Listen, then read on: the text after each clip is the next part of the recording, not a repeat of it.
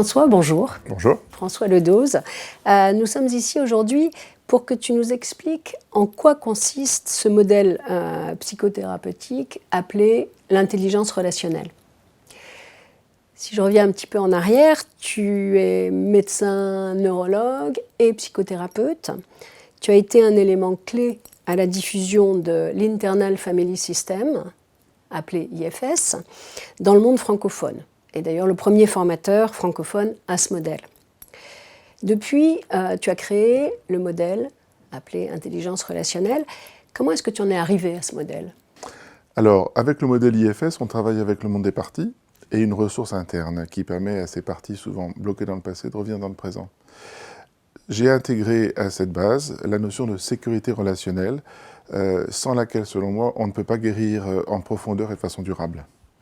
La sécurité relationnelle, tu peux nous en dire un peu plus? Donc la sécurité relationnelle, ça se définit dans une expérience que l'on fait dans le corps, en relation avec une autre personne, et cette expérience, elle est médiée grâce à une partie du système nerveux, qui est le système nerveux autonome, et qui fonctionne tout le temps, et qui nous permet de façon automatique de nous situer dans notre environnement. Et ça permet en particulier au bébé de faire cette tâche dès qu'il naît. Et on sait désormais, grâce à la théorie polyvagale, que l'expérience interne de sécurité repose sur 3 états du système nerveux autonome, avec lesquels le modèle intelligence relationnelle va travailler et ainsi vérifier en permanence le niveau de sécurité entre le patient et le thérapeute.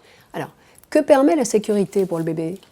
Alors, la sécurité relationnelle va permettre au bébé qui va devenir un enfant 3 choses très importantes: de s'ouvrir à l'autre dans la relation, d'apprendre et de prendre des risques mesurés dans la vie. Et donc, que propose le modèle intelligence relationnelle?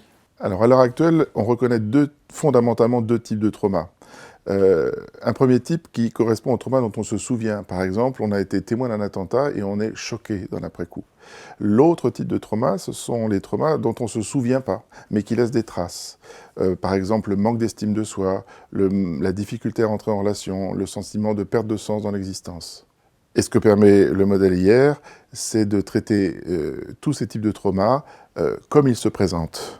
Si je ne suis pas en sécurité, je ne peux pas réfléchir, ou bien si je réfléchis, je vais avoir du mal à prendre des décisions qui sont vraiment basées sur le présent et pas sur le passé.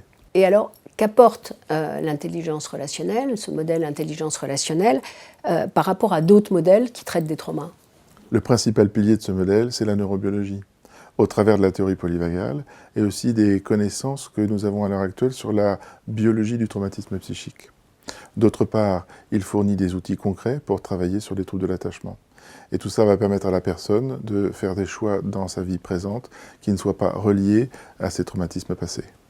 Merci François pour toutes ces explications éclairantes sur ce nouveau modèle intelligence relationnelle.